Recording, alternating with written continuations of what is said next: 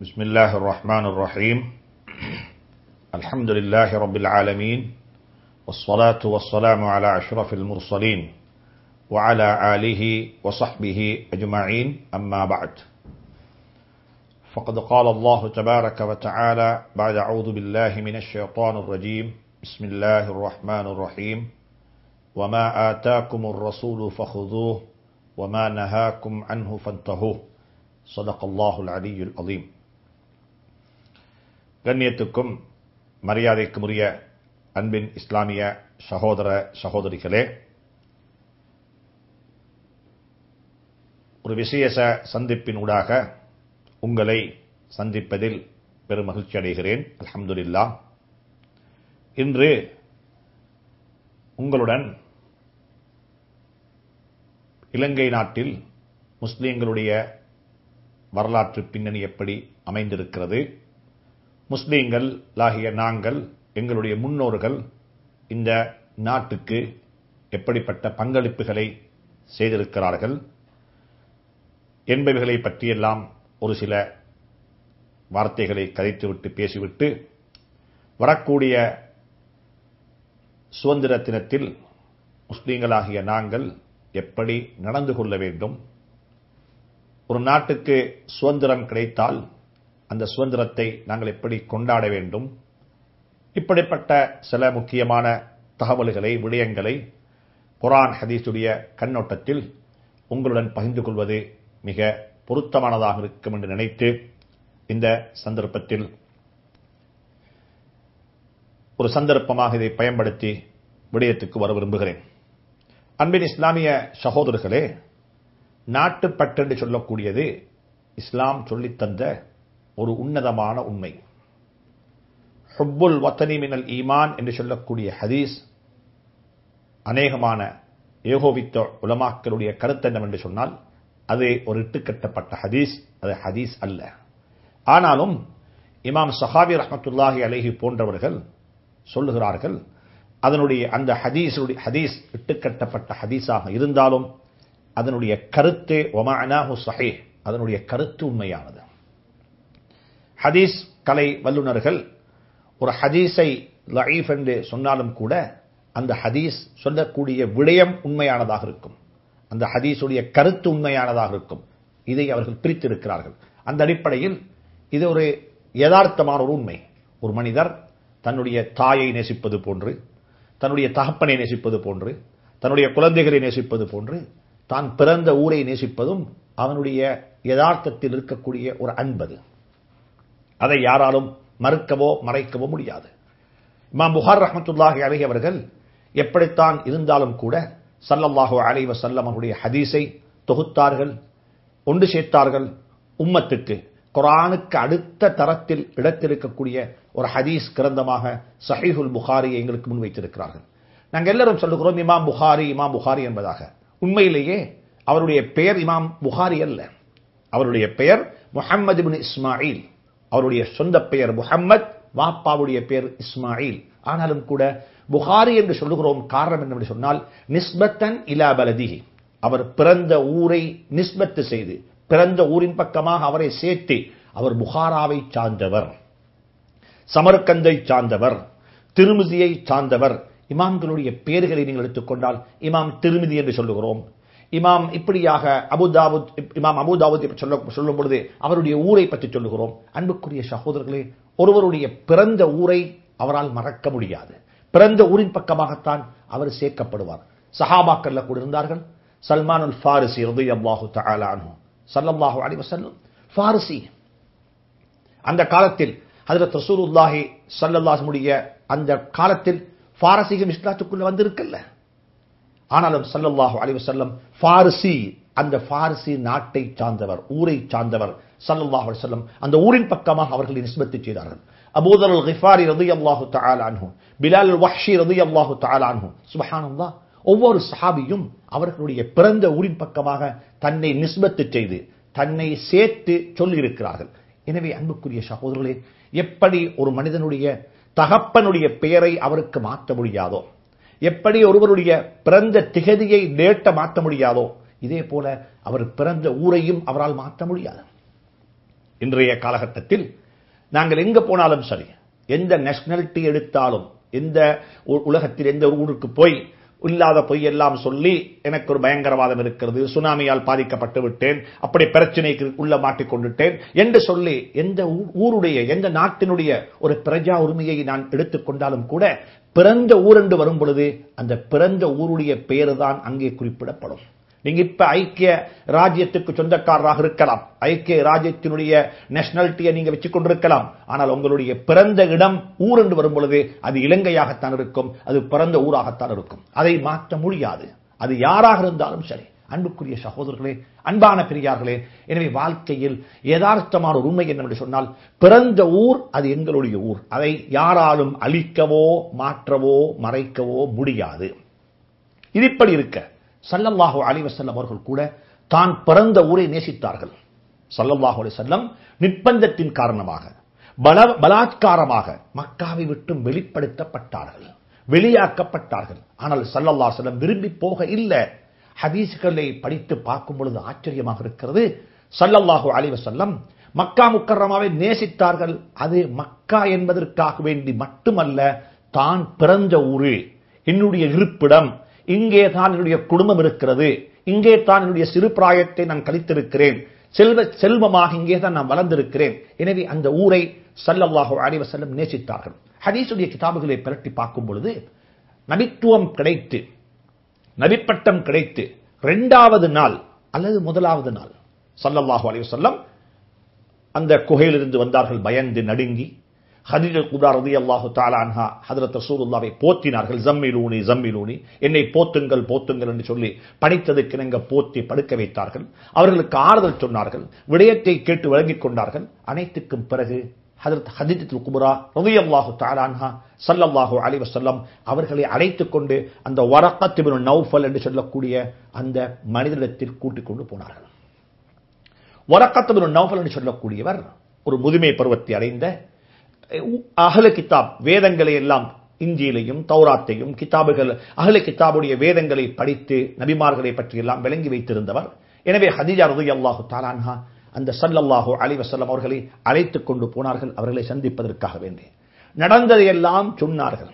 நடந்ததையெல்லாம் அந்த ஸல்லல்லாஹு அலைஹி வஸல்லம் வரக்கத் இப்னு நௌஃபலுக்கு சொல்லி காட்டிய சந்தர்ப்பத்தில் சொன்னார்கள், வரக்கத் இப்னு நௌஃபல், ஹாதா அன்-நாமூஸ் அல்லதி நஸ்ஸல அல்லாஹு அலா மூஸா, நீங்கள் சொல்லக்கூடிய விடயத்தை பார்க்கும் பொழுது உங்களிடத்தில் வந்திருக்கக்கூடியவர் நாமூஸ், எந்த ஜிப்ரீல் அலைஹி ஸலாத்து வஸ்ஸலாம் மூஸா அலைஹி ஸலாத்துக்கு வஹி எடுத்துக் கொண்டு வந்தார்களோ அவர்கள் தான் இங்கே வந்திருக்கிறார்கள் என்று சொல்லக்கூடிய கருத்தை வரக்கத் இப்னு நௌஃபல் முன்மொழிந்து விட்டு ஒரு ஆச்சரியமான கருத்தை சொன்னார்கள். நான் உயிர் வாழக்கூடாதா, நான் உயிர் வாழக்கூடாதா? எதுவரைக்கும் தெரியுமா? இந்த ஊர் மக்கள் உங்களை இந்த ஊரை விட்டும் வெளியாக்கக்கூடிய நேரம் வரைக்கும் நான் உயிர் வாழ்ந்தால் நான் உங்களுக்கு நிச்சயமாக உதவி செய்வேன், உங்களை வெளியாக்க விடமாட்டேன் என்று சொல்லக்கூடிய சந்தர்ப்பத்தில் ஸல்லல்லாஹு அலைஹி வஸல்லம் திடுக்கிட்டு கேட்டார்கள், அவ முஹ்ரிஜியஹும், இந்த மக்காவை விட்டும் என்னை இந்த மக்கள் வெளியாக்குவார்களா என்று சொன்னேன். இந்த ஊரை விட்டும் என்னை மக்கள் வெளியாக்குவார்களா? அவ முஹ்ரிஜியஹும், என்னை இந்த மக்கள் வெளியாக்குவார்களா? புகாரி ஷரீஃபினுடைய 4வது அல்லது 5வது ஹதீஸ். அன்புக்குரிய இஸ்லாமியர்களே, ஸல்லல்லாஹு அலைஹி வஸல்லம் நபிப்பட்டம் கிடைத்து ஆரம்ப நாட்களிலேயே மக்காவை விட்டும் என்னை வெளியாக்குவார்களா, நான் வெளியாக விருப்பமில்லை என்ற வெறுப்பை ஸல்லல்லாஹு அலைஹி வஸல்லம் அங்கே வெளிப்படுத்தினார்கள். எனவே அன்புக்குரிய இஸ்லாமிய சகோதரர்களே, பெரியார்களே, ஸல்லல்லாஹு அலைஹி வஸல்லம் தன்னுடைய நபிப்பட்டம் கிடைத்து 13 ஆண்டுகளுக்கு பிறகு மக்காவை விட்டும் வெளியாக்கப்படுகிறார்கள். மக்காவை விட்டும் வெளியே போய்க் கொண்டிருக்கிறார்கள். என்ன சொல்லிக் கொண்டு போனார்கள்? எப்படிப்பட்ட வார்த்தைகளை ஸல்லல்லாஹு அலைஹி வஸல்லம் சொன்னார்கள்? கவலையுடன் சொன்னார்கள், வல்லாஹி இன்னகி கைரு அர்தில்லாஹ், ஏ மக்காவே, அல்லாஹ்வுடைய பூமிகளில் நீ மிகச் சிறந்த பூமியாக இருக்கிறாய். வ அஹப்பு அர்துல்லாஹி இலல்லாஹ், அல்லாஹ்வுடைய பூமிகளில் அல்லாஹ்வுக்கு மிக விருப்பமான பூமி. வலௌலா உஹ்ரிஜ்து மின்கி மா ஹரஜ்து, இந்த ஊரை விட்டும் என்னை இந்த மக்கள் வெளியாக்கவில்லை என்றிருந்தால் நான் இங்கிருந்து வெளியாக இருக்க மாட்டேன் என்று சொல்லி கவலைப்பட்டுக் கொண்டுதான் ஸல்லல்லாஹு அலைஹி வஸல்லம் தன்னுடைய தாய் நாட்டை விட்டும் பிறந்த ஊரை விட்டும் ஸல்லல்லாஹு அலைஹி வஸல்லம் வெளிக்கிளம்பி போனார்கள். இதே போன்றுதான் மதீனாவுக்குள்ளே போய் சேருகிறார்கள். மதீனாவுக்குள்ளே போகக்கூடிய சந்தர்ப்பத்தில் கூட ஸல்லல்லாஹு அலைஹி வஸல்லம் கவலைப்பட்டுக் கொண்டுதான் போனார்கள். ஏன்? மக்காவை விட்டு வருகிறேன், மக்காவை விட்டு வருகிறேன், நான் பிறந்த ஊரை விட்டு வருகிறேன். ஆனாலும் அல்லாஹ்வுடைய கட்டளை, அந்த கட்டளை பிரகாரம் ஸல்லல்லாஹு அலைஹி வஸல்லம் மதீனாவுக்கு உள்ளே நுழையக்கூடிய சந்தர்ப்பத்தில் மதீனாவுக்காக வேண்டி துஆ கேட்டார்கள், தன்னுடைய இருப்பிடத்துக்காக வேண்டி துஆ கேட்டார்கள். சுப்ஹானல்லாஹ், ஆச்சரியமான துஆக்கள், ஆச்சரியமான துஆக்கள். ஸல்லல்லாஹு அலைஹி வஸல்லம் அல்லாஹும்ம ஹப்பிபில் புகா அல் பினா அல் மதீனா, யா அல்லாஹ் இந்த மதீனாவில் எங்களுடைய இருப்பை எங்களுக்கு அன்பாக்கி வைப்பாயாக, அழகாக்கி வைப்பாயாக. கஹுப்பினா மக்கா, நாங்கள் மக்காவை நேசிப்பது போன்று இந்த மதீனாவையும் நேசிக்கக்கூடிய மக்களாக எங்களை ஆக்கி வைப்பாயாக. அவ் அஷத்த, அல்லது மக்காவுடைய முஹப்பத்தை விடவும் இந்த மதீனாவுடைய முஹப்பத்தை எங்களுக்கு அதிகப்படுத்துவாயாக. அல்லாஹும்ம பாரிக் லனா ஃபீ ஸாஇனா வ ஃபீ முத்தினா என்று சொல்லி ஸல்லல்லாஹு அலைஹி வஸல்லம் நீண்ட துஆவை கேட்டார்கள். எனவே அன்புக்குரிய சகோதரர்களே, ஸல்லல்லாஹு அலைஹி வஸல்லம் தன்னுடைய இருப்பிடத்துக்காக துஆ கேட்டிருக்கிறார்கள், இருப்பிடத்தினுடைய ஆரோக்கியத்துக்காக துஆ கேட்டார்கள். இப்ராஹிம் அலைஹிஸ்ஸலாத்து வஸ்ஸலாம் தன்னுடைய குடும்பத்தை கொண்டு போய் மக்கா முக்கர்ரமாவில் விட்டுவிட்டு என்ன துஆ கேட்டார்கள்? பாதுகாப்புக்கு துஆ கேட்டார்கள். அந்த இடத்தை பாதுகாப்பாக ஆக்கி வைப்பாயாக. அன்புக்குரிய இஸ்லாமியர்களே, அன்பான சகோதரர்களே, வாழ்க்கையில் ஒன்றை ஞாபகம் வைத்துக் கொள்ளுங்கள், நாங்கள் இருக்கக்கூடிய இடத்தை நேசிப்பது இது மிக ஒரு இஸ்லாம் சொல்லித்தந்த ஒரு அழகான வழிமுறை, அழகான பழக்கம், அழகான நடைமுறை. எனவே நாங்கள் பிறந்தது இந்த நாட்டில், இந்த நாட்டினுடைய அன்பு எங்களுடைய உள்ளத்தில் இருக்க வேண்டும். நாட்டுக்குரிய இறைமைகளை பாதுகாக்கக்கூடிய மக்களாக நாங்கள் இருக்க வேண்டும். நாட்டுக்கு ஒரு கெடுதி வரும் என்றிருந்தால் எங்களுடைய முன்னோர்கள் எப்பொழுதுமே நாட்டினுடைய இறைமையை பாதுகாப்பதற்கு எவைகளையெல்லாம் செய்ய வேண்டுமோ அவைகளையெல்லாம் செய்தது போன்று இந்த நாட்டினுடைய இறைமையை பாதுகாப்பதற்கு நாங்கள் செய்ய கடமைப்பட்டிருக்கிறோம்.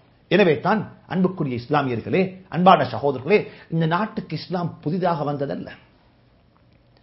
சரித்திர ஆசிரியர்களுடைய கருத்து பிரகாரம் ஹஜ்ரத் ரசூலுல்லாஹி ஸல்லல்லாஹு அலைஹி வஸல்லம் அவர்களுடைய காலத்திலேயே இந்த நாட்டுக்கு இஸ்லாம் அறிமுகமாக இருக்கிறது. அரபியர்கள் இஸ்லாத்துக்கு முன்னாலேயே வியாபார நடவடிக்கைகளுக்காக வேண்டி கடல் மார்க்கமாக இங்கே வந்து போயிருக்கிறார்கள். போனது மட்டுமல்ல, இங்கே வந்து வர்த்தக நடவடிக்கைகள் ஈடுபட்டிருக்கிறார்கள். ஆனாலும் கூட ஸல்லல்லாஹு அலைஹி வஸல்லம் அவர்கள் மிகவும் அவர்களுடைய காலத்தில் இங்கிருந்துதான் இந்த இலங்கை வழியாகத்தான் சைனாவுக்கு, சீனா தேசத்துக்கும் கூட ஸல்லல்லாஹுடைய சஹாபாக்கள் போனார்கள் என்ற சரித்திரங்கள் கிதாபுகள் எழுதப்பட்டிருக்கிறது. சமீபத்தில் ஹெம்மாத்தகமையில் வெளியிடப்பட்ட ஒரு புத்தகம் தான் இந்த முஸ்லீம்களுடைய வரலாறை பற்றி பேசக்கூடிய புத்தகங்களில் அந்த தொடரில் ஒன்றுதான் ஹெம்மாத்தகம முஸ்லீம்கள் வாழ்வும் வரலாறும் என்று சொல்லி என்னுடைய பெரிய தந்தை அவர்கள் MIM அமீன் சார் அவர்கள் எழுதிய இந்த புத்தகத்தில் கூட அவர்கள் மிக அழகான முறையில் இதை குறிப்பிட்டிருக்கிறார்கள். அரபியர்கள் இஸ்லாத்துக்கு முன்னால் இருந்தே இந்த நாட்டுடன் சம்பந்தம் வைத்திருந்தார்கள். அதே சந்தர்ப்பத்தில் இந்த நாட்டுக்கு வஹ்ப் இப்னு அபி ஹஃப்ஸ் சொல்லக்கூடிய ஒரு சஹாபி நபித்தோழர் ஸல்லல்லாஹு அலைஹி வஸல்லம் அவர்கள் அனுப்பி வைத்தார்கள். அவர்கள் இங்கு வந்து இங்கிருந்த மன்னனிடத்தில் அந்த கடிதத்தை கொடுத்துவிட்டு கடல் மார்க்கமாக சீனா தேசம் போய் சேர்ந்தார்கள். அங்க போய் அந்த கடிதத்தை, அவருக்கு கொடுக்க வேண்டிய கடிதத்தை அங்கே கொடுத்தார்கள் என்ற சரித்திர ஆசிரியர்கள் மிக தெளிவாக இவைகளை குறிப்பிட்டிருக்கிறார்கள். எனவே அன்புக்குரிய இஸ்லாமியர்களே, இந்த நாட்டை பொறுத்தவரையில் இஸ்லாம் இந்த நாட்டுக்கு சமீபத்தில் 500-600 ஆண்டுகளுக்கு உள்ள அறிமுகமான ஒரு மார்க்கம் அல்ல. ஆதி தொட்டு ஸல்லல்லாஹு அலைஹி வஸல்லம் காலத்தொட்டு இங்கே இஸ்லாம் இருந்திருக்கிறது. முஸ்லீம்கள் வந்து போயிருக்கிறார்கள் என்பதற்குரிய சரித்திர பின்னணிகள் இருந்து கொண்டுதான் இருக்கிறது. இதை டாக்டர் ஷுக்ரி அவர்களும் மிக தெளிவாக தன்னுடைய பல கிதாபுகளில், பல புத்தகங்களில் இவைகளை பற்றி குறிப்பிட்டிருக்கிறார்கள். இவைகளை நாங்கள் விளங்கி வைக்க வேண்டும், நாங்கள் படிக்க வேண்டும், நாங்கள் வாசிக்க வேண்டும். எங்களுடைய சிறார்களுக்கு நாங்கள் இதை சொல்லிக் கொடுக்க வேண்டும். நாங்கள் இங்கே வந்தா மறுத்தான் என்ற பேச்சல்ல, நாங்கள் இங்கு ஆதி தொட்டு இங்கே இருந்து கொண்டிருக்கிறோம் என்று சொல்லக்கூடிய விடயத்தில் நாங்கள் எப்பொழுதுமே விழிப்பாக இருக்க வேண்டும். அதை நிரூபிப்பதற்குரிய சரித்திரங்களை நாங்கள் பாதுகாக்க வேண்டும். எனவே அன்புக்குரிய இஸ்லாமியர்களே, அன்பான சகோதரர்களே, அந்த அடிப்படையில் நாங்கள் பேசுவதாக இருந்தால், முஸ்லீம்கள் இந்த நாட்டுக்கு எவ்வளவோ பங்களிப்பு செய்திருக்கிறார்கள். இந்த நாட்டினுடைய இறைமையை பாதுகாப்பதற்கு, இந்த நாட்டினுடைய வளங்களை பாதுகாப்பதற்கு. சுமாராக நாங்கள் இந்த நாட்டை பற்றி ஒரு கண்ணோட்டம் பார்ப்பதாக இருந்தால், இந்த நாடு சுமார் 450 ஆண்டுகள், 443 வருடம், அதாவது மேற்கத்திய நாட்டவர்களுடைய ஆக்கிரமிப்புக்கு உட்படுத்தப்பட்ட நாடு இது. போர்த்துகேயர்கள் 1505 ஆண்டிலிருந்து 1658 வரைக்கும் போர்த்துகேயர்களுடைய ஆட்சியின் கீழ் இந்த நாடு இருந்தது. அதற்கு பிறகு ஒல்லாந்தர்கள் இந்த நாட்டை 1658 1796 வரைக்கும் ஆக்கிரமித்தார்கள். கடைசியாக ஆங்கிலேயர்கள் இந்த நாட்டை 1796 தொட்டு 1948 வரைக்கும் ஆங்கிலேயர்கள் இந்த நாட்டை ஆக்கிரமித்தார்கள். இந்த நாட்டை ஆட்சி செய்யவில்லை. இந்த நாட்டினுடைய வளங்களை எல்லாம் திருடிக் கொண்டு போனார்கள். இந்த நாட்டை டெவலப் பண்ணுகிறோம் என்று சொல்லி நாட்டை டெவலப் பண்ணி இங்கிருக்கக்கூடிய வளங்களையும் இங்கிருக்கக்கூடிய பொருட்களையும் இங்கிருக்கக்கூடிய சோசையும் எடுத்துக்கொண்டு அவருடைய நாட்டுக்குத்தான் போய் சேர்ந்தார்கள். இங்கு மட்டுமல்ல, எங்கெல்லாம் ஆட்சி செய்தார்களோ அங்கெல்லாம் அதைத்தான் செய்தார்கள். அன்புக்குரிய சகோதரர்களே, இந்த காலகட்டங்கள் எடுத்து பார்க்கக்கூடிய சந்தர்ப்பத்தில் 443 வருட காலம் மேற்கத்திய நாட்டவர்களுடைய ஆக்கிரமிப்பின் கீழ் தான் இந்த நாடு இருந்தது. ஆனால் இப்பயும் ஒரு கேள்வி எழும்புகிறது, எங்களுக்கு சுதந்திரம் முழுக்க கிடைத்து விட்டதா? இன்னமும் நாங்கள் சுதந்திரமாகத்தானா செயல்படுகிறோம்?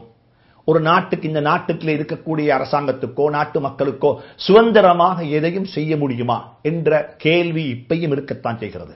அதற்கு பதில் நாங்கள் தான் காண வேண்டும். அன்புக்குரிய சகோதரர்களே, இன்னும் கூட கெடுபிடிகள் இருந்து கொண்டுதான் இருக்கிறது. ஆக்கிரமிப்பு ஏதோ ஒரு வகையில் இருந்து கொண்டுதான் இருக்கிறது. எனவே அன்புக்குரிய சகோதரர்களே, இப்படிப்பட்ட ஒரு காலகட்டம் நடந்து போயிருக்கிறது. ஆனாலும் கூட அரபியர்கள் இந்த நாட்டுக்கு வந்தார்கள், வர்த்தக நடவடிக்கைகளில் ஈடுபட்டார்கள். ஆனால் இங்கிருக்கக்கூடிய வளங்களையோ இங்கிருக்கக்கூடிய பொருட்களையோ இங்கிருக்கக்கூடிய சொத்துக்களையோ அவர்களுடைய நாட்டுக்கு அவர்கள் எடுத்துக்கொண்டு போனார்கள் என்பதற்கு எந்த சரித்திரத்தையும் யாராலும் காட்ட முடியாது.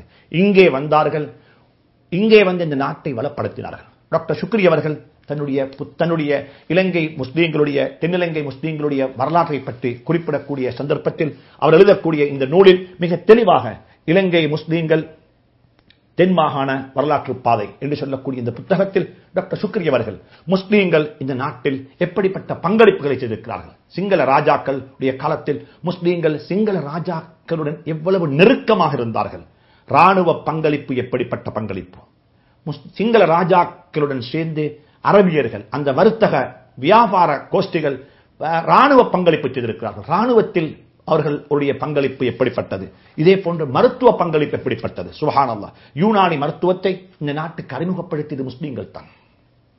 யூனானி மருத்துவத்தை இந்த நாட்டுக்கு அறிமுகப்படுத்தியது முஸ்லீம்கள். அதே போன்று மேலும் குறிப்பிடுகிறார்கள், வெளிநாட்டு தூதுவர்களாக முஸ்லீம்கள் செயல்பட்டிருக்கிறார்கள். ஏன், எங்களுக்குத்தான் அரபியர்களுக்குத்தான் கடல் மார்க்கமாக பயணம் செய்யக்கூடிய திறமை இருந்தது. அந்த திறமையை அல்லாஹ் கொடுத்திருந்தான். அவர்களுக்கு கடல் மார்க்கமாக எந்த திசைக்கும் போகக்கூடிய சக்தியை அல்லாஹ் கொடுத்திருந்தான். எனவே அவர்கள் தான் வெளிநாட்டு தூதுவர்களாக செயல்பட்டிருக்கிறார்கள். அதே போன்று இந்த நாட்டினுடைய பொருளாதாரத்தில் பெரிய ஒரு பங்களிப்பு இந்த முஸ்லீம்கள் செய்திருக்கிறார்கள். இப்படியாக முஸ்லீம்களும் நாட்டின் வெளிநாட்டு வாணிகம் என்ற தலையங்கத்தில் டாக்டர் ஷுக்ரி அவர்கள் தன்னுடைய கிதாப் புத்தகத்தில் மிக அழகாக நீண்ட ஒரு தலையங்கத்தில் கதைத்திருக்கிறார்கள். சுருக்கமாக சொல்ல போனால், இந்த நாட்டில் முஸ்லீம்களாகிய நாங்கள், எங்களுடைய முன்னோர்கள் ஏராளமான பங்களிப்பை இங்கே செய்திருக்கிறார்கள். அது மாத்திரமல்ல, துறைமுகத்துக்கு வந்து இறங்கிய சாமானை கண்டிக்கு எப்படி அனுப்பி வைப்பது, துறைமுகத்திலே இறங்கிய சாமான்களை கண்டிக்கு எப்படி கொண்டு போய் சேர்ப்பது என்பதற்கும் அரபியர்கள் தான் கவலம் என்று சொல்லக்கூடிய அந்த மாட்டு வண்டி, 2 மாடுகளை கட்டி அந்த மாட்டு வண்டி முறையை கூட இந்த நாட்டுக்கு அறிமுகப்படுத்தியவர்கள் அரபியர்கள், முஸ்லீம்கள் என்று சொல்லக்கூடிய உண்மை சரித்திர ரீதியாக நிரூபிக்கப்பட்டிருக்கிறது. அதுபோக ராணுவத்தில் முஸ்லீம்கள் என்று சொல்லி ஒரு தலையங்கம் இருக்கிறது. இதை டாக்டர் ஷுக்ரி அவர்கள் குறிப்பிடாவிட்டாலும் கூட இலங்கை போலீஸ் வெப்சைட், அவர்களுடைய இணையதளத்தில் குறிப்பிடப்பட்டிருக்கிறது. கடமையில் இருக்கும் பொழுது, போலீஸ் ஒருவர் கடமையில் இருக்கும் பொழுது முதலாக ஷூட் பண்ணப்பட்ட, முதலாக கொலை செய்யப்பட்ட ஒருவர் இருப்பார் என்றிருந்தால் அவர் ஒரு துவான், அவர் ஒரு முஸ்லிம். 1864 மார்ச் மாதம் 21ஆம் தேதி அவர் ஷூட் பண்ணப்பட்டார், அவர் கொலை செய்யப்பட்டார். ஆனாலும் கூட ஆச்சரியம் என்னவென்று சொன்னால், இன்று வரைக்கும் 2013ஆம் ஆண்டு இன்று வரைக்கும் போலீஸ் டே, அதாவது போலீஸ் தினம் என்று சொல்லி ஒரு தினத்தை போலீஸ் கொண்டாடுகிறது. அந்த தினம் 24ஆம் தேதி மார்ச் மாதம் தான் என்பது நிச்சயமாக நிரூபிக்கப்பட்ட விஷயம். ஒரு முஸ்லிமுடைய கொலையை மையமாக வைத்து டியூட்டியில பணியில வேலை வைக்கும் பொழுது கொலை செய்யப்பட்ட ஒரு முஸ்லிம். எனவே சுருக்கமாக சொல்ல போனால் முஸ்லிம்களுடைய பங்களிப்புகள் ஏராளம் இருந்து கொண்டிருக்கிறது. இவைகளை பற்றி எல்லாம் பேசுவதற்குரிய நேரமல்ல. இவைகள் பேசப்பட வேண்டிய தலையங்கங்கள், இவைகள் கதைக்கப்பட வேண்டிய உண்மையான யதார்த்தங்கள். இதே போன்று இன்னொரு மிக முக்கியமான விடயம் இருக்கிறது. நாங்க செய்ய வேண்டிய ஒரு பணி இருக்கிறது. எங்களுடைய முன்னோர்கள் இந்த நாட்டினுடைய இறைமையை பாதுகாப்பதற்கு பங்காற்றியது போன்று நாங்களும் இந்த நாட்டினுடைய இறைமைகளை பாதுகாப்பதற்கு பங்காற்ற வேண்டும், செயல்பட வேண்டும். செய்து கொண்டுதான் இருக்கிறோம். அதை இன்னும் திறன்பட செய்ய வேண்டும், அழகுபட செய்ய வேண்டும், இன்னும் விரிவாக செய்யப்பட வேண்டும். அதில் என்று சொல்லக்கூடிய சொல்லிக்கொண்டு இன்னும் ஒன்றை கட்டாயம் சொல்ல கடமைப்பட்டிருக்கிறேன். எங்களுடைய இருப்பையும் எங்களுடைய பழைமைத்துவத்தையும் நிரூபிக்கக்கூடிய பிரதான சின்னங்களை பாதுகாக்க வேண்டும். பழைய கட்டிடங்களை உடைத்து விடக்கூடாது. பழைய பள்ளிகளை உடைத்து எங்கிருந்தோ பணம் வந்து சேர்ந்து விட்டது என்பதற்காக வேண்டிய பள்ளியை உடைப்பதல்ல, இருக்கக்கூடிய பழைமைகளை பாதுகாக்க வேண்டும். அன்புக்குரிய சகோதரர்களே, இன்று முஸ்லிம்களுக்கு மத்தியில் இல்லா போன ஒன்றுதான் பழைமைகளை அழித்து புதுமையின் பக்கமாக திரும்பி வருவது. பழைய பள்ளியை உடைத்து விட்டோம், புதிய பள்ளியை கட்டுவோம். எந்த அளவுக்கு சொன்னால் இந்த நோய் காபத்துல்லாவில் கூட வந்து விட்டது. காபா ஆலயத்தில் கூட எஞ்சி இருப்பது வெறுமனே அந்த காபா, அந்த நாங்க சுத்தக்கூடிய காபா, பைத்துல்லா என்று சொல்லக்கூடிய அந்த காபா மட்டும்தான் எஞ்சி இருக்கிறது. உஸ்மானியாக்களுடைய ஆட்சி காலத்தில் கட்டப்பட்டிருந்த மத்தாஃபை சுற்றி இருந்த அந்த பழைய கட்டிடம் உடைக்கப்பட்டு விட்டது. அவருடைய ஆட்சிக்காக வேண்டிய அவருடைய ஆட்சி காலத்தில் இருந்த ஒரு பெரிய ஒரு கோபுரம் கட்டிடம் மலைக்கு மேல் இருந்தது, அது தகர்க்கப்பட்டு விட்டது. இப்படியாக காபத்துல்லாவுக்கு போய் பார்க்கும் பொழுது அங்கே பழமைகள் எதையுமே கண்ணால் காண முடியாது. பழமைகளை முற்றாக அழித்து நொறுக்கிவிட்டோம்.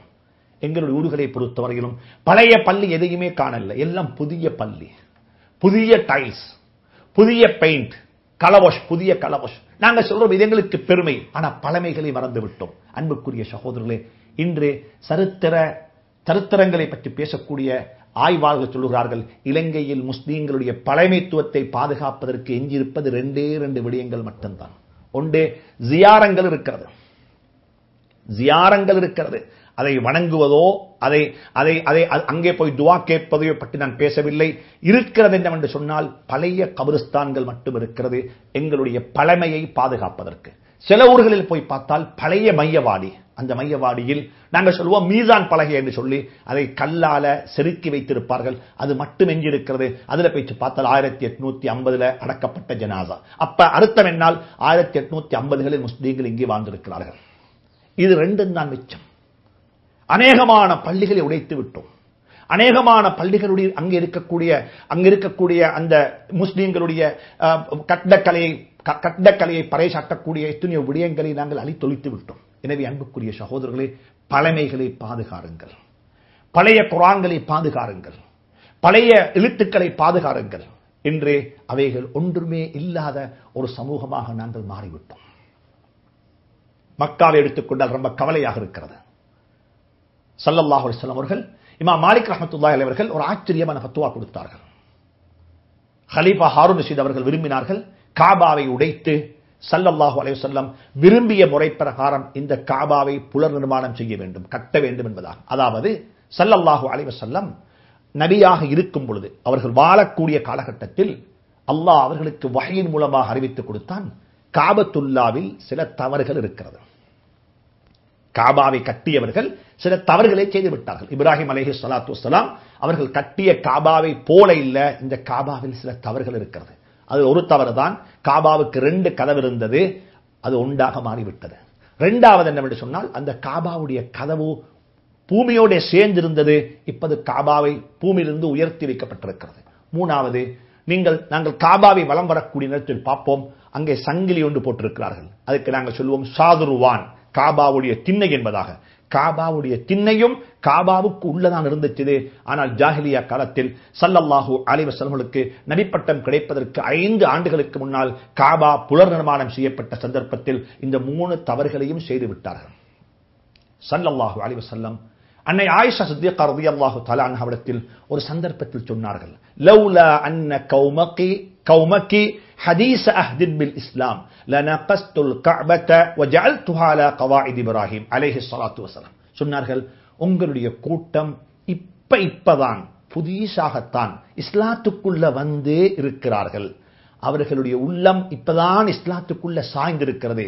ஆனால் எனக்கு விருப்பம் என்னவென்று சொன்னால், இந்த காபாவை உடைத்து ஹஜ்ரத் இப்ராஹிம் அலைஹிஸ்ஸலாத்து வஸ்ஸலாம் எப்படி கட்டினார்களோ அப்படி கட்டிட விரும்புகிறேன். ஆனாலும் கூட இப்பொழுது காபாவில் போய் கையை வைத்து விட்டால் இந்த மக்களுடைய உள்ளத்தில் ஒரு வகையான வெறுப்பு ஏற்பட்டுவிடும். எனவே அதனை நான் அப்படியே விட்டு விடுகிறேன் என்று சொல்லி ஸல்லல்லாஹு அலைஹி வஸல்லம் அந்த கர்மத்தை செய்ய முனையவில்லை, விட்டு விட்டார்கள். 4 ஹலீஃபாக்களும் அதை கண்டுகொள்ளவும் இல்லை. 4 ஹலீஃபாக்களும் அதை கண்டுகொள்ளவும் இல்லை. ஒரு தவறு இருக்கலாம், ஆனால் அந்த தவறை இப்ப பேய்த்து அலட்டிக்கொள்ள தேவையில்லை. அது ஒரு தனி தலையங்கமாக பேச வேண்டும். இமாம் புகார் ரஹ்மத்துல்லாஹி அலைஹி கல்லிமின் நாஸ அலா கத்ரி உகூலிஹிம், மக்கள் எதை புரிந்து கொள்வார்களோ புரிந்து கொள்ளக்கூடிய விதத்தில் அளவுக்கு மக்களுடன் கதைக்க வேண்டும். மக்கள் புரிந்து கொள்ளாத ஒன்றை நாங்கள் செய்யும் பொழுது அது ஃபித்னாவாக மாறிவிடும்.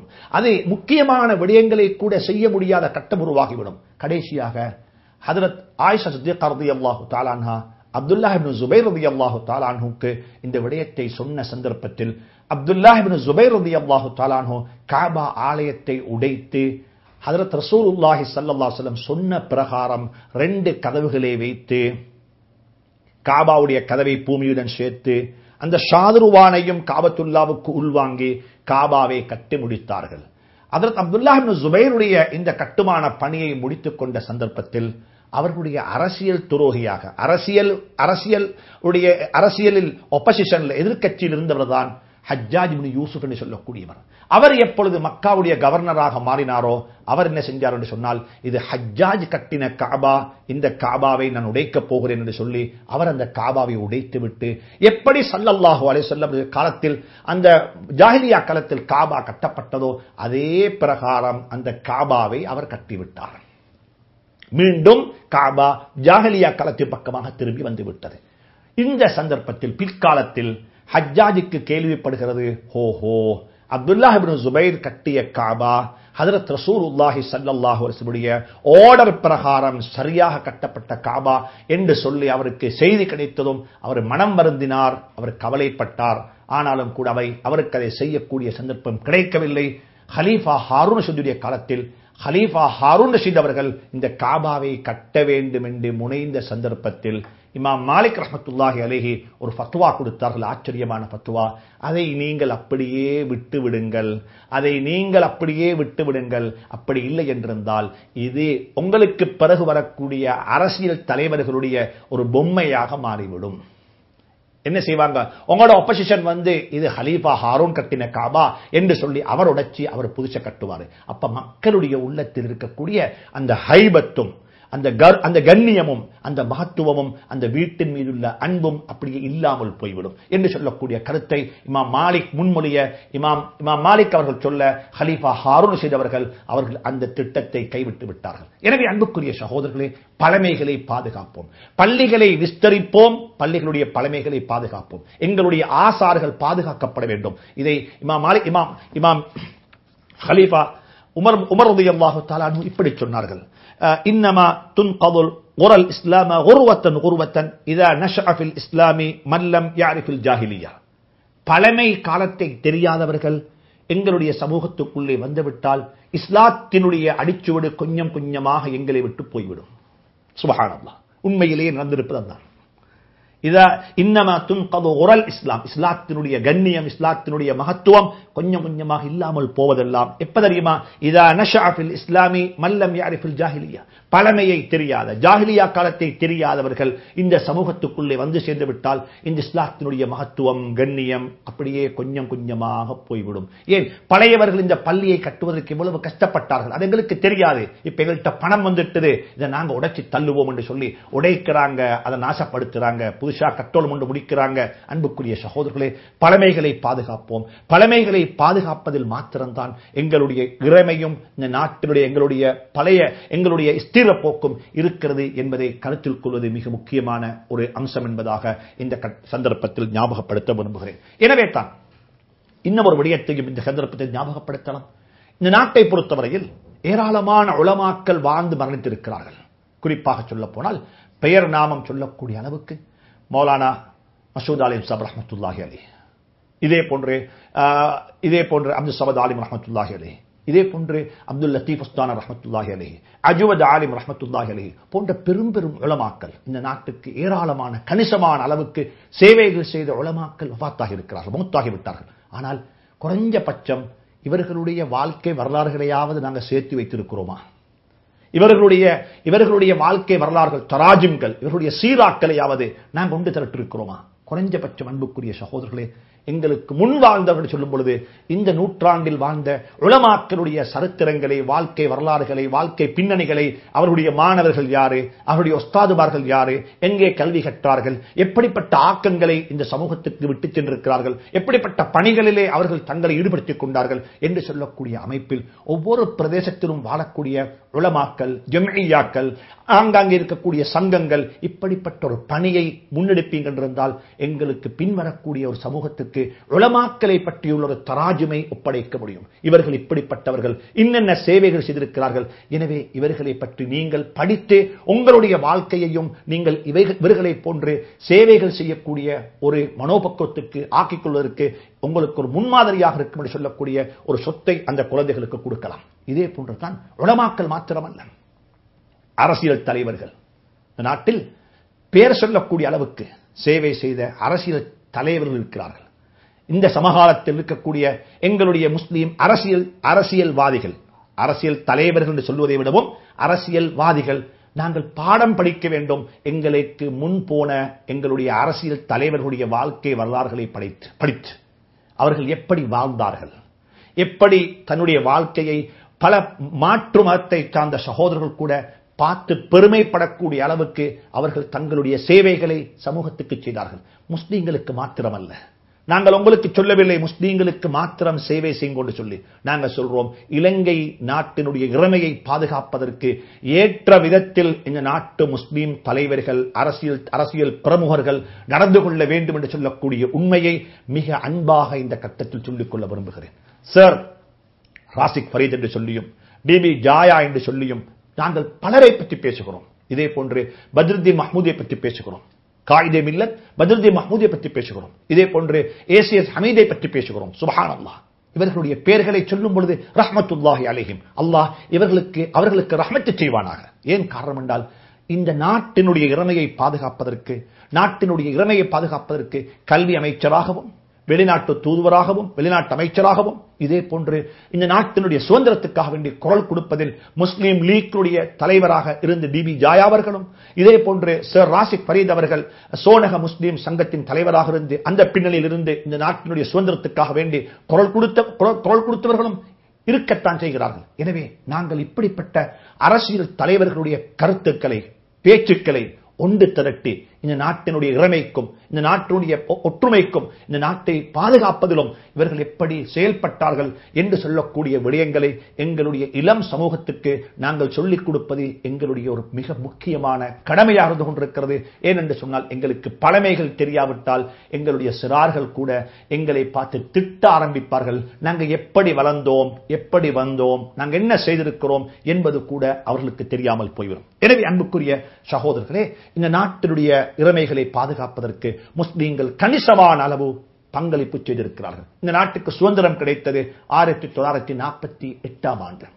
இந்த நாட்டை பொறுத்தவரையில் நாங்கள் சுதந்திர போராட்டம் செய்தோமா என்று சொன்னால், சுதந்திர போராட்டம் என்று சொல்லுவதை விடவும் சுதந்திர கோரிக்கை ஒன்றை முன்வைத்தோம். இந்தியாவுக்கு சுதந்திரம் கிடைக்கிறது, பாகிஸ்தான் என்று சொல்லக்கூடிய ஒன்றை பிரித்து கொடுக்கப்படுகிறது, பாகிஸ்தானும் பங்களாதேஷும் ஒரே நாடாக பிரித்து கொடுக்கப்பட்டு விட்டது. அதற்கு பிறகு இந்தியாவுக்கு சுதந்திரம் கொடுக்கப்பட்டது. அப்பொழுது இலங்கை மாத்திரம் அந்த கண்டத்தில், இந்து தேசத்தில், சமுத்திர தேசத்தில் இலங்கை இந்த சிறிய நாடு மட்டும் எஞ்சியிருக்கக்கூடிய சந்தர்ப்பத்தில் நாங்கள் ஒரு முன்மொழிந்தோம், இந்த நாட்டை எங்களுக்கு பிரித்து தந்துவிடுங்கள் என்று சொன்ன சந்தர்ப்பத்தில் இந்த நாட்டுக்கு சுதந்திரம் கொடுக்கப்பட்டது. ஆனால் சுதந்திரம் கொடுப்பதற்கு ஆங்கிலேயர்கள் ஒரு கண்டிஷன், ஒரு நிபந்தனை முன்வைத்தார்கள். இங்கு இருக்கக்கூடிய சிறுபான்மை சமூகங்கள் என்ன செய்யப்பட வேண்டும், அவர்கள் தான் இதை முடிவு செய்ய வேண்டும் என்ற சந்தர்ப்பத்தில் ஒரு பெரிய இரண்டாவது பெரும்பான்மையாக இருக்கக்கூடிய ஒரு சிறுபான்மை சமூகம் அவர்கள் சொன்னார்கள், எங்களுக்கு சுதந்திரம் வேண்டாம், நாங்கள் இப்படி இருக்க போகிறோம். எங்களுக்கு இதிலே பிரச்சனை இருக்கிறது, எங்களுக்கு தரப்பட வேண்டிய ரைட்ஸ் இன்னும் சரியாக கிடைக்கவில்லை என்று சொல்லி அன்றே அவர்கள் குரல் எழுப்பினார்கள். அவர்கள் லண்டன்ல போய் அங்கே முன்வழிந்த சந்தர்ப்பத்தில் எங்களுடைய முஸ்லீம்கள் பிபி ஜாயா போன்றவர்கள், சர் ராசிக் ஃபரீத் போன்றவர்கள் சொன்னார்கள், இல்லை இல்லை, எங்களுக்கு சுதந்திரத்தை தாருங்கள், எங்களுடைய பிரச்சனைகளை நாங்களே தீர்த்து முடித்துக் கொள்கிறோம் என்று சொல்லி அன்று முன்மொழிந்ததற்கு இணங்க எங்களுக்கு சுதந்திரம் கிடைத்தது என்ற உண்மையை நாங்கள் மறந்துவிடக் கூடாது. எனவே இந்த நாட்டினுடைய சுதந்திரத்துக்காக வேண்டியும், இந்த நாட்டினுடைய சுதந்திரம் எங்களுக்கு கிடைக்க வேண்டும் என்பதற்காக வேண்டியும் முஸ்லீம்கள் பிபி ஜாயா போன்றவர்கள், சர் ராசிக் ஃபரீத் போன்றவர்கள் அன்று குரல் கொடுத்திருக்கிறார்கள். எனவே அன்புக்குரிய சகோதரர்களே, அது மாத்திரமல்ல, இந்த சமீப காலத்தில் நடந்து முடிந்த பயங்கரவாத யுத்தம் இருக்கிறது. இந்த யுத்தத்தில் கூட இந்த நாட்டு முஸ்லீம்கள் எப்பொழுதுமே அரசாங்கத்துடன் தான் நாங்கள் இருந்திருக்கிறோம், சிங்கள மக்களுடன் தான் நாங்கள் இருந்திருக்கிறோம். நாங்கள் அவர்களுக்கு எதிராக யுத்தம் செய்யவில்லை. நாட்டை பாதுகாக்க வேண்டும், நாடு துண்டாக கூடாது, இந்த நாடு பிரியக்கூடாது. கிழக்கிழங்கையில் வாழக்கூடிய அத்துணை முஸ்லீம்களும் அரசாங்கத்திற்கு தான் ஆதரவளித்தார்கள். ஏன்? இந்த நாட்டை பிரித்துக் கொடுக்க கூடாது, இந்த நாட்டில் நாங்கள் ஒன்றாக இருக்க வேண்டும், 3 சமூகமும் இருப்பது போன்று ஒன்றாகவே நாங்கள் வாழ வேண்டும் என்று சொல்லக்கூடிய கருத்தை அவர்கள் முன்வைத்தார்கள். எனவே முஸ்லீம்களுக்கு ஏற்பட்ட அழிவுகள், காத்தாங்குடியில் வைத்து பள்ளி வாயிலில் இஷாவுடைய தொழுகை நேரத்தில் முஸ்லீம்கள் சுட்டு கொலை செய்யப்பட்டார்கள், அவர்கள் ஷஹீதாகிவிட்டார்கள். இவைகளை மறந்துவிட வேண்டாம், இவைகளை மறந்துவிட வேண்டாம். எத்தனை ஆயிரக்கணக்கான முஸ்லீம்கள் போர்சஸ்ல, போலீஸ்ல, ஆர்மியில் இருந்து கொலை செய்யப்பட்டார்கள். இப்படியான முஸ்லீம்களுடைய பங்களிப்பு இந்த நாட்டினுடைய இறைமையை பாதுகாப்பதற்கு, இந்த நாட்டினுடைய அடிப்படையை பாதுகாப்பதற்காக வேண்டி முஸ்லீம்கள் ஏராளமான பங்களிப்பை செய்து கட்டியெழுப்பிய ஒரு நாடு தான் இந்த நாடு என்பதை இந்த சந்தர்ப்பத்தில் மீண்டும் ஒரு முறை வலியுறுத்தி சொல்ல விரும்பிக் கொண்டு, அன்புக்குரிய சகோதரர்களே, எனவே இந்த நாட்டில் வரக்கூடிய பிப்ரவரி 4ஆம் தேதி, வருடாந்தோறும் வரக்கூடிய பிப்ரவரி 4ஆம் தேதி நாடு ஒரு இண்டிபெண்டன்ட் டே, அதாவது நாட்டுக்கு சுதந்திரம் கிடைத்த நாள் என்று சொல்லி அந்த நாளை கொண்டாடி கொண்டிருக்கிறார்கள். இந்த கொண்டாட்டத்தில் நாங்கள் எப்படி கொண்டாட வேண்டும்? இஸ்லாம் என்ன சொல்லுகிறது? ஒன்றிருக்கிறது நாட்டினுடைய தேசிய கொடி. இந்த தேசிய கொடியை நீங்கள் எடுத்துக்கொண்டால் இதில் கூட முஸ்லீம்களுக்கு ஒரு ரைட்ஸ் கொடுக்கப்பட்டிருக்கிறது. இதுல சொல்லுறாங்க, இதுல 3 கலர் இருக்கிறது. ஒன்று இருக்கிறது ஆரஞ்சு, இன்னொன்று இருக்கிறது கிரீன், பச்சை கலர். இந்த பச்சை முஸ்லீம்களை பிரதிநிதிப்படுத்தி இந்த நாட்டில் முஸ்லீம்களும் வாழுகிறார்கள் என்பதை பிரதிநிதிப்படுத்தித்தான் இங்கே என்ன செய்யப்பட்டிருக்கிறது? ஒரு பச்சை கலர் வைக்கப்பட்டிருக்கிறது. இங்க ஒரு ஆரஞ்சு கலர் இருக்கிறது. இந்த ஆரஞ்சு இங்க வாழக்கூடிய தமிழ், ஹிந்து மக்களை பற்றி அவர்களை பிரதிநிதிப்படுத்தக்கூடிய ஒரு கலராக இந்த கலர் வைக்கப்பட்டிருக்கிறது. இப்படியாக 4 கலர் இதுக்குள் இருக்கிறது. ஒரு சிங்கம் இருக்கிறது, ஒரு வாள் இருக்கிறது. இந்த பிளக், இந்த கொடியை பற்றி ஒரு வரைவிலக்கணம் சொல்லப்பட்டிருக்கிறது. இதுல ஏன் இந்த கலர், இதுல ஏன் இந்த சிங்கம், இதுல ஏன் இந்த வாள் என்று சொல்லி எல்லாம் இதுக்கு வரைவிலக்கணம் இருக்கிறது. எனவே இந்த கொடியில் எங்களுக்கும் பங்கு இருக்கிறது.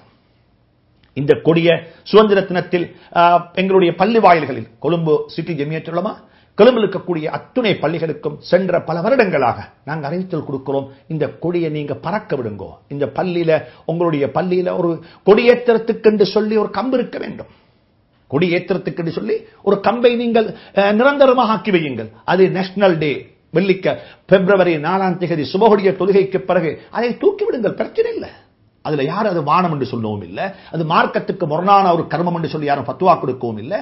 நாங்கள் இதை மிக தெளிவாக வினயமாக எல்லாருக்கும் வேண்டிக் கொள்றோம். இது ஒவ்வொரு பள்ளியிலையும் என்ன செய்யுங்க, சுபஹுடைய தொழுகைக்கு முன்னால மற்ற மதத்தவர்கள் 8 மணிக்குத்தான் வருவாங்க, 9 மணிக்குத்தான் வருவாங்க.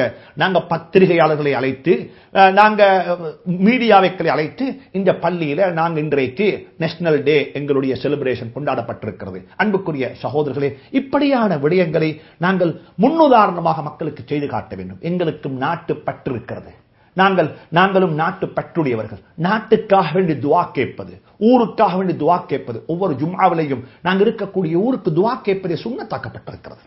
எங்களுடைய முன்னோர்கள், ஐமாக்கள், ஃபுகஹாக்கள் இதை எழுதி வைத்திருக்கிறார்கள். எனவே அன்புக்குரிய சகோதரர்களே, வரக்கூடிய நேஷனல் டேல நாங்க என்ன செய்யணும் என்று சொன்னால், ஒன்றே நேஷனல் டேக்கு மாத்திரமல்ல, இந்த கொடி அது எல்லா சந்தர்ப்பத்திலும் எங்களுக்கு நாட்டில் ஸ்கூல்ல ஒரு ஃபங்க்ஷன் வருகிறது, அல்லது நாட்டில் ஒரு அரசாங்க சட்டம் அரசாங்கத்தால் அறிவித்து விடப்படுகிறது, இந்த நாட்டு கொடியை நீங்கள் தொங்க விடுங்கள், பறக்க விடுங்கள். அப்படிப்பட்ட சந்தர்ப்பங்களில் நாங்களும் இந்த கொடியை பறக்க விடுவதில் மார்க்கத்துக்கு முரணான எந்த ஒரு செயல்பாடும் இதில் இல்லை என்பதை கருத்தில் கொள்ள வேண்டும்.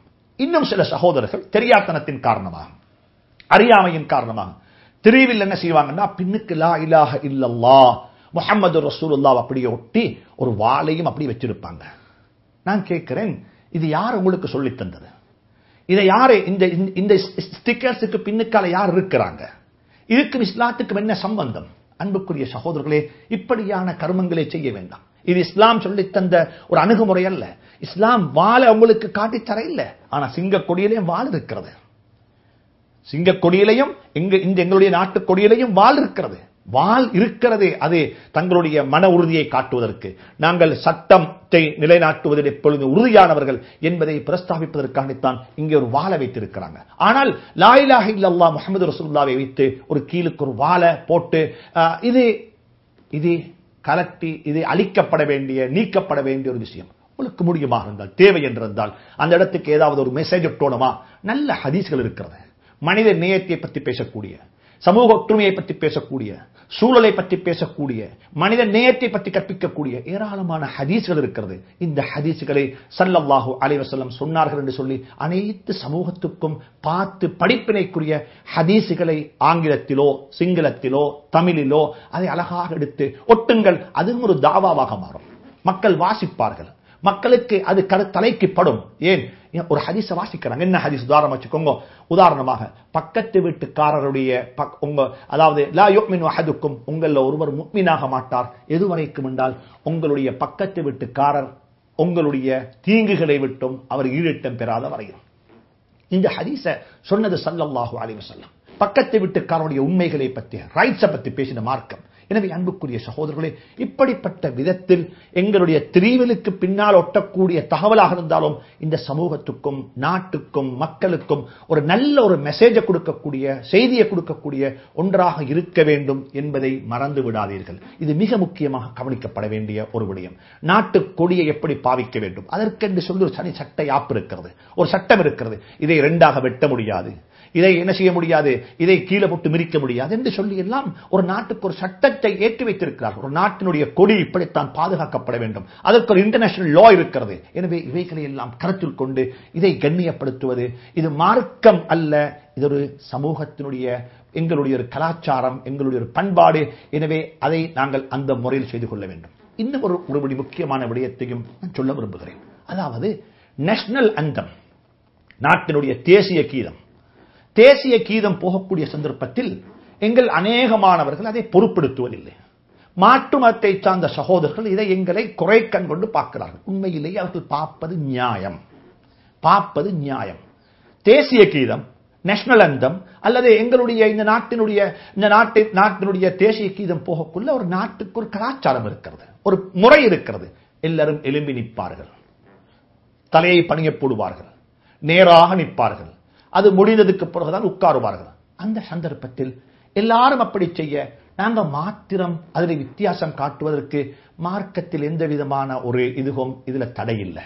இது ஒரு கஸ்டம்ஸ், இது ஒரு பழக்க வழக்கம், இது ஷரியத்துக்கு முரணான ஒரு கர்மம், இது ஒரு பித்அத், இது ஒரு ஷிர்க் என்று சொல்லி யாருக்கும் இதுக்கு வரைவிலக்கணம் சொல்ல முடியாது. எடுத்ததுக்கெல்லாம் பித்அத், எடுத்ததுக்கெல்லாம் ஷிர்க் என்று சொல்லி சும்மா வாயில வந்தது எல்லாம் பேசுவதை தவித்துக் கொண்டு அறிவுபூர்வமாக ஒரு விடயத்தை முன்வையுங்கள். இது கூடுமா கூடாதா, இதுல என்ன இருக்கிறது? உதாரணமாக வைத்துக் கொள்ளுங்கள். ஒஸ்தாத கண்டா மாணவன் எழும்புறாரு, இது கண்ணியத்துக்காக வேண்டி எழும்புறாரு. ஒரு கண்ணியம், எனக்கு அறிவு படித்து தந்தவர் வந்து கொண்டிருக்கிறார், அவருடைய கண்ணியத்துக்காக வேண்டி நான் எழும்புகிறேன். வாப்பா வந்தாரு, வாப்பக்காக வேண்டி நான் எழும்புறேன் என்றிருந்தால் அது ஷிர்க் அல்ல. வாப்பவை ரெஸ்பெக்ட் பண்ணணும், வாப்பவை மதிக்கோணும், அதுக்காக வேண்டி நான் எழும்புகிறேன். இதே போன்று ஒரு குழந்தை வருகிறார் அல்லது மகன் வருகிறார் என்பதற்காக வாப்ப எழும்புறாரு, இதை யாரும் ஷிர்க் என்று சொல்றது இல்லை. இது சொல்லுவோம், வாப்பக்காக வேண்டி மகனுக்காக வேண்டி வாப்ப எழும்பினால் பாசத்தில் அன்பில் எழும்பினார் என்று சொல்லுவோம். அன்புக்குரிய சகோதரர்களே, இதே போலத்தான் நாங்கள் ஒரு சபையில் இருக்கிறோம், உட்கார்ந்து இருக்கிறோம் எடுத்துக் கொள்ளுங்கள். அந்த சபைக்குள்ள எங்கிருந்தோ திடீரென்று சொல்லி ஒரு பாம்பு வந்து புகுந்து விட்டது. அப்ப நாங்க யாரும் உட்கார்ந்து இருக்க மாட்டோம். எதன் காரணமாக? எழும்புவது ஷிர்க் என்று சொல்லி அங்க எழும்பிடுவோம். ஆனா அந்த எழும்புதல் இதற்காக வேண்டி பயத்தின் காரணமாக, பாம்பை கண்டு பயத்தில் எழும்புகிறோம். அன்புக்குரிய சகோதரர்களே, இதே போன்றுதான் நாட்டினுடைய நேஷனல் அந்தம் போய் கொண்டிருக்கிறது. எல்லாரும் எழும்பி இருக்கிறாங்க, இது ஒரு கண்ணியம், இந்த நாட்டினுடைய தேசிய கீதம் போய் கொண்டிருக்கிறது, நாங்கள் எழும்ப வேண்டும், எழும்பி நிற்கிறோம். இந்த கலாச்சாரத்தை நாங்கள் பழகிக்கொள்ள வேண்டும். மாற்று மற்றவர்கள் மட்டுமல்ல, இது அவர்கள் பார்க்கிறார்கள் என்பதற்காக வேண்டிய அல்ல, இந்த நாட்டினுடைய ஒரு பற்றை வெளிப்படுத்துவதற்காக வேண்டி அகில இலங்கை ஜமியத்துல் உலமா கூட இப்படிப்பட்ட ஒரு ஸ்டேட்மெண்ட் கிட்டத்தில் இந்த நாட்டு மக்களுக்கு கொடுத்திருக்கிறது. எனவே அன்புக்குரிய சகோதரர், இவைகளை கவனத்தில் கொண்டு நாங்கள் செயற்பட ஆரம்பிக்க வேண்டும். இதே போன்றுதான் எங்களுடைய பாடசாலைகளில் கூட எத்தனையோ இஸ்லாமிய பாடசாலைகள் இருக்கிறது, முஸ்லீம் பாடசாலைகள் இருக்கிறது, மதரசாக்களாக இருக்கலாம். நாங்கள் மதரசாக்கள்ல கூட என்ன செய்ய வேண்டும்? நேஷனல் டே அன்றைக்கு நாள் கொடியேற்றம், அன்றைக்கு நாள் ஒரு எல்லா மதரசாவுடைய மாணவர்களும் ஒன்று திரண்டு கொடியை ஏற்றுறாங்க, நேஷனல் கீதம் படிக்கப்படுகிறது. அதுல யாருக்கும் பித்அத் இருக்கிறது, ஷிர்க் இருக்கிறது, குஃப்ர் இருக்கிறது என்று சொல்லி அதை விமர்சிக்க முடியாது. நாங்கள் இருக்கக்கூடிய நாடு ஒரு சிறுபான்மை சமூகம். எங்களுக்கு என்று சொல்லி ஒரு தேசிய கீதம் என்று சொல்லி யாருக்கும் கொண்டு வர முடியாது. இருக்கக்கூடிய கீதத்தை ஏதோ ஒன்று அமைந்து விட்டது, அதை நாங்கள் ஏற்றுக்கொள்ளத்தான் வேண்டும். அதிலே நாங்கள் நிர்பந்திக்கப்பட்டிருக்கிறோம். எனவே அன்புக்குரிய சகோதரர்களே, இவைகளை கருத்தில் கொண்டு நாங்கள் செயல்படுவது மிக முக்கியமான ஒரு அம்சமாக இருந்து கொண்டிருக்கிறது. இந்த நாட்டினுடைய இறைமையை பாதுகாக்க வேண்டும். அதே போன்று தான் இன்னும் சில மக்களுக்கு ஒரு அபிப்பிராயம் இருக்கிறது, கேள்வி இருக்கிறது. எங்களுக்கு ஒரு பிரச்சனை இருக்கிறது, சிங்கக்கொடியை நாங்கள் எப்படி வச்சுக் கொள்றது? ஏன் காரணம் என்றா அதுல உருவம் இருக்கிறது, இந்த சிங்கம் இருக்கிறது. இந்த சிங்கம் உருவம் அல்லவா? உருவம் இருக்கக்கூடிய வீட்டுள்ளுக்கு மலக்குமார் வரமாட்டாங்க என்று சொல்லி ஹதீஸ் இருக்கிறது. எனவே அந்த ஹதீஸை நாங்க எப்படி புரிந்து கொள்வது என்று சொல்லி நீங்க ஒரு கேள்வி கேட்கலாம். நான் கேட்கிறேன், இந்த உருவம் இருக்கிறது இந்த சிங்க கொடியில மாத்திரமல்ல, உங்களோட வீட்டில் இருக்கக்கூடிய நியூஸ் பேப்பர் எடுத்து பாருங்க பார்ப்போம், அதுல எத்தனை நூற்றுக்கணக்கான போட்டோஸ் இருக்கிறது. நீங்க அது போட்டோ பேப்பர்ல இருக்கக்கூடிய போட்டோஸ் இருக்குன்றதுக்காக வேண்டி இதை கொண்டாம இருக்கிறீங்களா? அது வீட்டுக்குள்ள வரத்தான் செய்து. உங்களோட சேப் இருக்கக்கூடிய பணம், காசு எடுத்து பாருங்க பார்ப்போம், அந்த காசில் எத்தனை படம் இருக்கிறது, எத்தனை பிக்சர்ஸ் இருக்கிறது. நீங்க உருவம் என்று வரக்குள்ள இங்க மட்டுமல்ல, உருவம் எல்லா இடத்திலும் இருக்கிறது. இன்னைக்கு ஒரு புள்ள உடுத்திருக்கிற உடுப்பை பார்த்தா ஒரு கடையில போய்த்து ஒரு உடுப்பு வாங்க இயலாது. அந்த உடுப்பெடுத்தா சின்ன பிள்ளைகளுடைய உடுப்பு எல்லாத்திலையுமே உருவம் அப்படியே இருக்கிறது. அதுக்காக வேண்டி நான் சொல்ல இல்ல, உருவம் உள்ள தடுத்து உடுங்கோடு சொல்லி தவிந்து கொள்ள முடியுமாக இருந்தால் தவிந்து கொள்ள முடியுங்கோ. இது தவிர்க்க முடியாத ஒன்று, இதை நாங்க செய்துத்தான் ஆக வேண்டும். எனவே அன்புக்குரிய சகோதரர்களே, இவைகளை கருத்தில் கொண்டு நாட்டில் வரக்கூடிய தேசிய இந்த இண்டிபெண்டன்ட் டே, அதாவது இந்த நாளை நாங்கள் செலிபிரேட் பண்ணுகிறோம் என்ற வெளிப்படையாக நாங்கள் செய்வதற்கு நாங்கள் முனைய வேண்டும். அது எங்களுடைய மிக முக்கியமான ஒரு அம்சமாக இருந்து கொண்டிருக்கிறது. இப்படியாக ஸல்லல்லாஹு அலைஹி வஸல்லம் நாட்டு பற்றை பற்றி பேசியிருக்கிறார்கள். நாட்டுக்கு நாங்கள் செய்ய வேண்டிய கடமைகளில் இன்னும் ஒன்றுதான் மிக முக்கியமான ஒரு கடமை, இன்கம் டாக்ஸ், அதாவது டாக்ஸேஷன். நாங்கள் டாக்ஸ் கட்டுவது வராயித். உலகத்துக்கு இந்த டாக்ஸ் என்று சொல்லக்கூடிய ஒன்றை அறிமுகப்படுத்தியவர் உமர் ரலியல்லாஹு தஆலா அன்ஹு. அல்லாமா ஷேகுல் இஸ்லாம் இப்னு தைமிய்யா ரஹ்மத்துல்லாஹி அலைஹி இதை பற்றி தனியே பேசியிருக்கிறார்கள். எப்படி டாக்ஸ் என்று சொல்லக்கூடியது கட்டப்பட வேண்டும், ஒரு அரசாங்கத்துக்கு எவ்வளவு சக்தி இருக்கிறது, எவ்வளவு பவர் இருக்கிறது ஒரு சமூகத்திலிருந்து டாக்ஸ் அறவிடுவதற்கு. மேற்கத்திய நாடுகளை பொறுத்தவரையில் அந்த நாடுகள் இயங்குவதே மக்களுடைய டாக்ஸால தான், நாங்கள் கொடுக்கக்கூடிய டாக்ஸ் பணத்தால தான், ஆனாலும் வரி பணத்தினால். ஆனாலும் கூட இந்த நாட்டை பொறுத்தவரையில் இங்கே எங்களுக்கு சலுகைகள் இருக்கிறது, நாங்கள் டாக்ஸ் கட்டணும் என்று சொல்லி நாடு எங்களுக்கு ஒரு சட்டம் போட்டிருக்கிறது. முஸ்லீம்களாகிய நாங்கள் தனிப்பட்டவர்களாக இருக்கலாம், வர்த்தக நடவடிக்கைகள் இருக்கலாம், எங்களுக்கு அந்த லா அப்ளை ஆகும் என்றிருந்தால், அந்த லோவுக்கு உள்ள நாங்களும் உள்வாங்கப்படுவோம் என்றிருந்தால், எங்களுடைய பணத்துக்குரிய வரியை நாங்கள் சரியான முறையில் கணக்கு பார்த்து இந்த நாட்டுக்கு கட்டுவது எங்களுடைய கடமை, பொறுப்பு. இதை யாரும் மறந்துவிட வேண்டாம். ஜகாத்தை நாங்க வேறையா கொடுக்கிறோம். ஜகாத்து நாங்க யாருக்கு கொண்டு போய் சேர்க்கப்பட வேண்டுமோ அவர்களுக்கு அதை சரியாக கொடுக்க வேண்டும். இதே போல எங்களுடைய மனசாட்சிக்கு ஏற்ப நாட்டு சட்டத்தையும் மதித்து நாங்கள் இன்கம் டாக்ஸ், அதாவது இந்த நாட்டுக்கு கட்ட வேண்டிய வரிப்பணத்தை நாங்கள் கட்டுவது எங்களுடைய ஒரு கடமை. அதில் யாரும் குறை செய்யக்கூடாது. ஏன் காரணம் என்றால் எங்களுடைய இந்த பணத்தினால் தான் எத்தனையோ டெவலப்மெண்ட், எத்தனையோ வகையான அபிவிருத்திகள் இந்த நாட்டில் நடைபெற்றுக் கொண்டிருக்கிறது. எனவே இது நாங்க கொடுக்க வேண்டும், அவங்க கேட்டு வரும் வரைக்கும் அல்ல, இதை நாங்க கொண்டு போய் கொடுப்பது எங்களுடைய ஒரு கடமை. இதை மறந்துவிட வேண்டாம். இதே சந்தர்ப்பத்தில் இன்னும் ஒன்றையும் கருத்தில் கொள்ள வேண்டும். எங்களுடைய சகல நடவடிக்கைகளிலும், முஸ்லீம்களாகிய நாங்கள் எங்களுடைய சகல நடவடிக்கைகளிலும் எளிமையை நாங்கள் கடைபிடிக்க வேண்டும். வறுமை அல்ல, எளிமையை கடைபிடிக்க வேண்டும். திருமணமா, ஒரு சாதாரண திருமணமா, அதில் உள்ள செலவு சாதாரண செலவு. நீங்க ஞாபகத்தில் வைத்துக் கொள்ளுங்கள், உங்களுடைய கல்யாணமாக இருக்கலாம், நீங்க நினைக்கலாம் நாங்கத்தான் செலவழிக்கிறோம், எங்கட குடும்பம் தான் வந்து சாப்பிட போகுது, ஏண்ட கெஸ்ட் தான் வரப்போறாங்க, இதுல யாரும் வெளியாக்கல் இல்லை என்று சொல்லி உங்களுக்கு திருப்தி காணலாம். ஆனால் இதனுடைய அத்துணை நடவடிக்கைகளிலும் மாற்று மதத்தை சார்ந்த சகோதரர்கள் இதை நோட்டமிட்டுக் கொண்டிருக்கிறார்கள், பார்த்துக் கொண்டிருக்கிறாங்க. அவர்கள் பார்த்துக் கொண்டிருக்கிறாங்க என்பதற்காக நான் பேசல. நான் என்ன சொல்றேன் என்றால், மனசாட்சியில உள்ளத்தில் கையை வச்சு கேட்டு பாருங்க, என்னுடைய மகளுடைய திருமணத்தில் நிக்காகில் இத்தனை லட்சம் ரூபாய் பணத்தை நான் செலவழிக்க போறேன், நான் இந்த நாட்டுக்குரிய வரியை கட்டியிருக்கிறேன். அந்த கல்யாணத்துக்கு செலவழித்த அமௌண்ட் உங்களுக்கு தெரியாம இருக்கலாம், ஆனா அந்த ஹோட்டல்ல கணக்கு பார்க்கக்கூடிய கணக்கு புள்ளைக்கு தெரியும். அவங்க யோசிக்கிறாங்க, முஸ்லீம்கள் ஒரு கல்யாணத்துக்கு இவ்வளவு செலவழிக்கிறாங்களா, எத்தனை ஆயிரம் வாகனம் வந்து நிக்குது, இந்த வாகனத்துடைய பொறுமதி என்ன, இதெல்லாம் எத்தனையோ கண்கள் பார்த்து கொண்டிருக்கிறது. இந்த கண்கள் பார்க்கிறது எல்லாம் நலவாக பார்க்காது. அதுல பொறாம கண்ணும் இருக்கும், அதுல கண்ணூறு கண்ணும் இருக்கும், அதுல ஜலசுடி, அதுல எத்தனையோ வகையான கண்கள் இருக்கிறது. எனவே அன்புக்குரிய சகோதரர்களே, இந்த நாட்டில் வாழக்கூடிய நாங்கள் எப்பயுமே பயந்தவர்களாக அல்ல, அல்லாஹ்வுடைய தீனை ஏற்றவர்கள். எங்களுடைய வாழ்க்கையில் எளிமையை நாங்கள் கொண்டு வர வேண்டும். 5 நட்சத்திர ஹோட்டல் கல்யாணம் இருக்கிறதே, இது ஆரோக்கியமான கல்யாணம் அல்ல, ஆரோக்கியமான கல்யாணம் அல்ல. உண்மையிலேயே உங்களுடைய வியாபாரத்தை நீங்கள் ப்ரோமோட் பண்ண வேண்டும். வர்த்தகர்கள் உங்களுடைய கஸ்டமர்ஸ் கூப்பிட்டு சாப்பாடு கொடுக்க வேண்டும். அதை கல்யாணமாக்க வேணும், அதை வேறொரு ஃபங்க்ஷனாக ஆக்கி எங்க வேணும் என்றாலும் அதை செஞ்சுக்கோங்க, பிரச்சனை இல்லை. நிக்காஹ் என்றது, திருமணம் என்றது அது ஒரு இபாதத்து, அது ஒரு வணக்கம். அதுல பேர் அட்டகாசத்தை செய்ய போயிட்டு சமூகம் பார்த்து பேசுறாங்க, இவங்களோட கல்யாணத்துக்கு இவ்வளவு செலவழிக்கிறாங்க, 2000 கெஸ்ட் வந்தாங்க, ஒரு கெஸ்டுக்கு இவ்வளவு ரூபா செலவழிச்சாங்க, இத்தனை ரூபா லட்சம் ரூபா பொறுமதியான வாகனத்தை கொடுத்தாங்க, இவ்வளவு லட்சம் பொறுமதியான டெக்கரேஷன் நடந்துச்சு, இதுக்கெல்லாம் இவ்வளவு செலவழிக்கிறாங்க, இவங்க இன்கம் டாக்ஸ் கட்டிட்டாங்களா, இவர்களுடைய வரிப்பணத்தை இவங்க சரியாக கட்டுறாங்களா என்று சொல்லி ஒத்தரை பேய்த்து தேடி பார்த்தா எங்கட வல்லல் வெளியாகிடும். அன்புக்குரிய சகோதரர்களே, ஆடம்பரம், டாம்பீகம், அனாவசிய செலவு, வீண்வரயம், இவைகளை இஸ்லாம் வன்மையாக கண்டித்திருக்கிறது. இது மாற்று மதத்தை சார்ந்த சகோதரர்கள் எங்களிடத்தில் காணக்கூடிய ஒரு குறையாக இருந்து கொண்டிருக்கிறது. முஸ்லீம்களாகிய நாங்கள் அடக்கமாக வாழ வேண்டியவர்கள், ஒழுக்கமாக வாழ வேண்டியவர்கள், பண்பாடாக வாழ வேண்டியவர்கள். எனவே அன்புக்குரிய சகோதரர்களே, இவைகளை கருத்தில் கொண்டு நாட்டினுடைய இறைமையை பாதுகாப்பதற்கு நாங்கள் ஒவ்வொருத்தரும் வழிவகுக்க வேண்டும். இது எங்களுடைய மிக முக்கியமான ஒரு பொறுப்பாக இருந்து கொண்டிருக்கிறது, கடமையாக இருந்து கொண்டிருக்கிறது. இதே சந்தர்ப்பத்தில் இந்த நாட்டில் முஸ்லீம்கள் நாங்கள் இவ்வளவு கண்ணியமாக வாழுகிறோம், எங்களுக்கு இவ்வளவு செழிப்பு இருக்கிறது என்று நினைத்துக் கொண்டிருக்கிறோம். ஆனால் சமூகத்தில் ஞாபகம் வைத்துக் கொள்ளுங்கள், வறுமை கோட்டின் கீழ் வாழக்கூடிய மக்களுடைய எண்ணிக்கை விகிதாசாரம் 90% மேல, 90% மேல. நாங்கள் சொல்றோம், இந்த சாப்பாடு, இந்த புரியாணி என்ற முகத்தில் அடிச்சது போல இருக்கு என்று சொல்லுகிறோம். இந்த நாட்டில் பெரிய ஒரு கூட்டம் இருக்கிறாங்க, புரியாணி என்று சொன்னால் என்னன்னு தெரியாதவங்க, வட்டிலாப்பம் உண்டா என்னன்னு தெரியாதவங்க.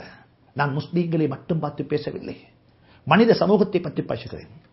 உங்களுடைய சாப்பாட்டை கொண்டு போய் நீங்க கொடுங்கோ மனிதர்களுக்கு, யாராக இருக்கட்டும் பிரச்சனை இல்லை, யாராக இருக்கட்டும் பிரச்சனை இல்லை. பூனைக்கு தண்ணி கொடுத்து சுவர்க்கம் போக இயலும் என்றிருந்தால் ஒரு மனிதனுக்கு தண்ணி கொடுத்து சுவர்க்கம் போக முடியாதா? இப்படியான விடயங்களை கருத்தில் கொண்டு நாட்டினுடைய இறைமையை பாதுகாப்பதற்கும் நாட்டிலே முஸ்லீம்களுடைய ஸ்திரத்தனத்தை உறுதிப்படுத்துவதற்கும் உரிய முன்மாதிரியான சமூகமாக நாங்கள் மாறுவது போன்று இன்னமொன்றையும் ஞாபகப்படுத்தும்படியாக பலர் எண்ணத்தில் வேண்டிக் கொண்டார்கள். தொழில் வாய்ப்பு, தொழில் செய்யக்கூடியவர்கள், அதாவது தொழிலதிபர்கள் என்ன செய்ய வேண்டும்? தனக்கு கீழே வேலை செய்யக்கூடிய ஊழியர்களுடைய இபிஎஃப் இது சரியாக கட்டப்பட வேண்டும். அது அரசாங்கத்திற்கு கட்ட வேண்டிய ஒரு வரிப்பணத்தை போன்று தொழிலாளர்களை கவனிப்பதற்கு, அவர்களுடைய எதிர்கால நடவடிக்கைகளை ஆரோக்கியமாக வைப்பதற்குரிய ஒரு தக்காஃபுல், ஒரு உதவியாக இருந்து கொண்டிருக்கிறது. எனவே தொழிலாளர்கள் முஸ்லீம்களை பொறுத்தவரையில் அநேகமானவர்கள் இந்த பணியை சரியாக செய்கிறார்கள். ஆனால் உங்களிடத்தில் வேலை செய்யக்கூடிய 40 பேர்ல 10 பேருக்கு கட்டிட்டு மற்ற 30 பேருக்கு டெம்பரரி பேசிக்ல தான் இவங்க எடுத்திருக்கிறோம் என்று சொல்லி டாக்குமெண்ட்டை நீங்க செஞ்சு முன் வச்சாலும் கூட படைச்ச ரப்பு உங்களை பார்த்து கொண்டிருக்கிறான், படைச்ச ரப்பு உங்களை பார்த்து கொண்டிருக்கிறான். மதரசாக்களாக இருந்தாலும் கூட இந்த சட்டத்தின் கீழ் உள்வாங்கப்படுகிறார்கள். அவர்கள் கூட அவர்களுடைய மதரசாவில் இருக்கக்கூடிய ஸ்டாஃபுக்கு கட்ட வேண்டிய இபிஎஃப் கணக்கு பார்த்து சரியாக கட்டுவது அவர்களுக்கு ஆரோக்கியமானது. என் நாளைக்கு மதரசாக்களையும் மதரசாக்களும் வித்தியாசமான ஒரு கன்செப்ட்ல இல்ல, அதுவும் இந்த நாட்டு சட்டத்தின் கீழே இருக்கக்கூடிய ஒரு இன்ஸ்டிடியூஷன்ஸ். நாங்களும் அரசாங்கத்தில் பதிவாக இருக்கிறோம். அரசாங்கத்தில் முஸ்லீம் கல்ச்சரல் அஃபேர்ஸ்ல நாங்களும் பதிவாக இருக்கிறோம். அப்படி என்றிருந்தால் நாங்கள் இந்த அரசாங்க சட்டத்திற்கு கீழ் வாங்கப்பட்டவர்கள். எனவே எங்களுடைய மதரசாக்கள் இருக்கக்கூடிய உஸ்தாதுமார்கள் அதிபர்களுக்கு கூட இபிஎஃப் இடிஎஃப் கட்டுவது இது ஒரு கடமை, இது ஒரு பொறுப்பு. இப்படியான அத்துணை விடயங்களிலும் நாங்கள் எங்களை முன்மாதிரியான ஒரு சமூகமாக ஆக்கிக் கொள்ள வேண்டும்.